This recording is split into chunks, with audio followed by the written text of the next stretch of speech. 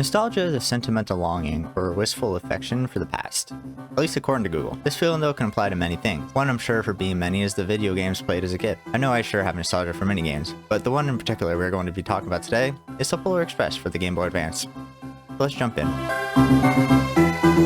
For some reason, from like 2000 to 2010, every movie that came out also had a video game adaptation. Well, the Polar Express was no exception. Now, I'm not going to lie when I say I don't remember much about this game.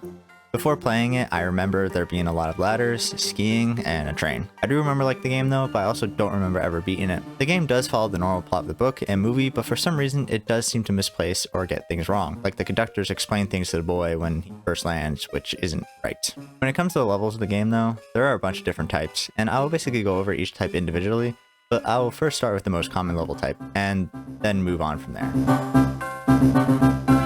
The average level of this game is a 2D platformer. Where you traverse a level based off a place in the story, mostly the train. There isn't much special about these levels, but instead of just making it through the level from start to finish, you have to collect 3 bells from getting access to the final door. I will give props to this game though for attempting a non-linear gameplay experience, but the levels are just not exciting enough for me to care. The level designs I don't fully believe utilize the features given. I guess what I'm trying to say is the tools given to you have no strategic or puzzling aspect to them. Like they have these chests that they give you certain items that basically are temporary effects, but these chests are only placed right next to the obstacle. So if you need to get high, here's a balloon. You need to break ice, here's the pogo stick.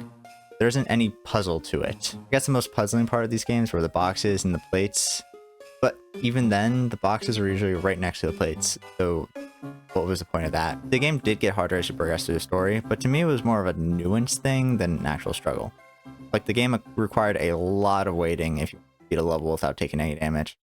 Then there were just parts where you had to wait for a platform to come to you, and it would take like 10 seconds to do so. Also, everything was not synced up with each other, so it could take even longer to find the perfect time to go through the thing, and it just was dreadful waiting. One thing I wish I knew earlier about these levels was that you could run.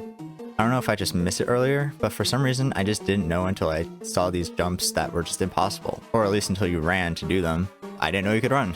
But this would also explain some other things, like in the chest there's an invisibility part, but the invisibility never fully covered the area that you want to use the invisibility, because you were supposed to run through that area. That's why. These invisibility chests though were kind of nice though, because after you get through a certain section and you just had to go back the same way, they would give you the invisibility so you didn't have to deal with the enemies or obstacles, which was kind of nice.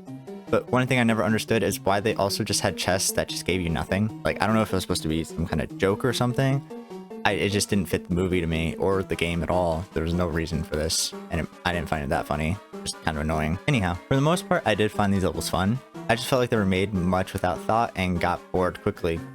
Also, way too many ladders. I get that train cars aren't very long, but to make them higher and enforce as many ladders didn't help either. And you're supposed to collect candy canes throughout these levels too, but I won't reveal what they do until the conclusion.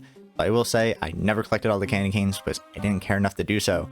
And the reason why, you will see later.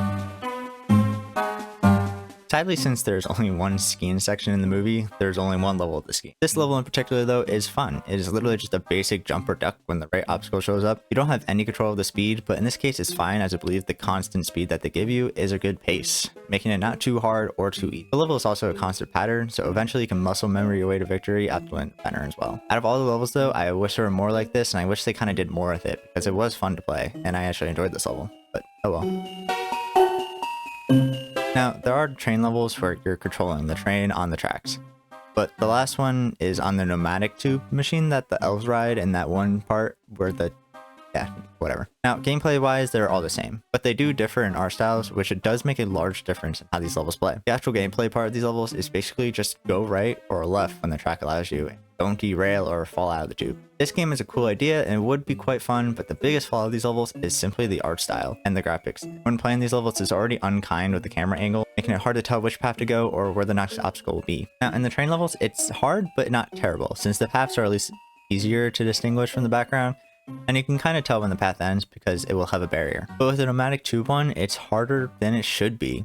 The tube that you travel through isn't distinguished from the background, and the only way to see the end of the tube route is that it will just stop. And you know, if the route you choose just stops, you won't until you go to the decision area, and even then you probably still won't because the end is off screen or is shown just with pixels off. This made me despise this level. Now luckily it's not randomized, so I just had to remember which way to go, but I still shouldn't have to exist like this. I don't have much to say about the slide level.